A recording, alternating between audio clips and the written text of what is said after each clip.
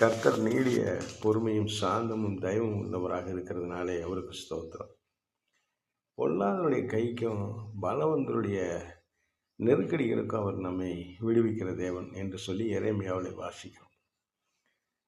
இந்த வசனத்தை உங்களுக்கு மேலே போட்டிருக்கேன். பொல்லாத மனுஷங்க இன்னைக்கு உலகத்தில் இருக்கிறாங்க. உங்களுக்கு அவங்களுக்கு எந்த சம்மந்தமும் இருக்காது. ஆனால் அவங்க உங்களை துன்பப்படுத்துவாங்க. சில மனிதர்கள் சம்மந்தமே இல்லாமல் உங்கள் மேலே பொறாமைப்படுவாங்க. நீங்கள் நாளெல்லாம் உழைச்சி கஷ்டப்பட்டு வேலை செஞ்சால் கூட அவங்க வேலையை செய்யாமல் உட்காந்துட்டு உங்கள் வருமானத்தை சுரண்ட பார்ப்பாங்க. அநேகருடைய வாழ்க்கையில் மற்றவங்களை கண்காணித்து அவங்க எப்படி என்ன செய்கிறாங்க, அவங்களுக்கு என்ன தொல்லை கொடுக்கலான்னு இருக்கிற பொல்லாத மனுஷ கூட்டாங்க இருக்குது. சில பலவந்தன் இருக்கான், அவன்கிட்ட கொஞ்சம் காசு இருக்கும், உடம்பு தெம்பு இருக்கும், ஆளுங்க கூட்டம் இருக்கும், இல்லை ஒரு சமுதாயத்தை கையில் வச்சுருப்பான். அவன் அந்த அப்பாவி ஜனங்களை மிரட்டி அவங்க உழைப்பை சொல்லி திம்பான். இது காலகாலமாக நம்ம தேசத்தில் நடக்கிற ஒன்று தான். ஆனால் இப்படிப்பட்ட அநியாயக்காரங்கள் மத்தியிலேருந்து கர்த்தர் நமக்கு விடுதலை தரேன்னு ஒரு வாக்கு தத்துவத்தை இந்த நாளில் நமக்கு தராரு. நீங்கள் கர்த்தருடைய சமூகத்தில் இந்த வசனத்தை சொல்லி செபிங்க.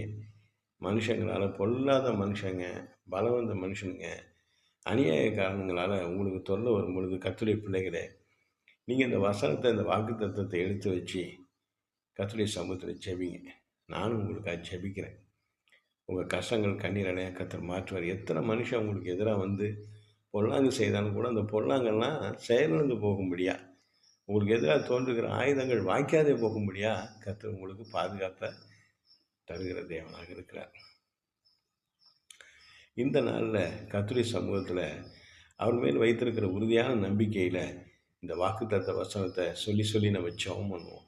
பொல்லாத மனுஷங்க, பலவந்த மனுஷனுங்க, அவங்க கொடுக்குற அவங்க கரத்தால் வர நெருக்கடி, அவங்க சிந்தனையால் வர நெருக்கடி, அவங்க செயல்களால் வர நெருக்கடிகளை கர்த்தர் ஒன்றுமில்லாமல் போக செய்வாராக. ஆமென். அல்லேலூயா.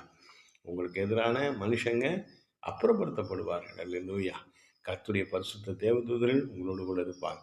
நாம் கர்த்தரை ஆராதிப்போம், கர்த்தரை துதிப்போம், கர்த்தருடைய வேத சத்தியத்தை எடுத்து வாசித்து அதன்படி வாழ்க்கை அமைத்துக் கொள்வோம். ஒவ்வொரு நாளும், ஒவ்வொரு நிமிஷமும் கர்த்தரையே நம்ம இருதயத்தில் வைத்திருப்போம். இரவும் பகலும் அவருடைய வேதம் நமக்கு தியானம், அவருடைய சமூகமே நமக்கு ஆனந்தம்.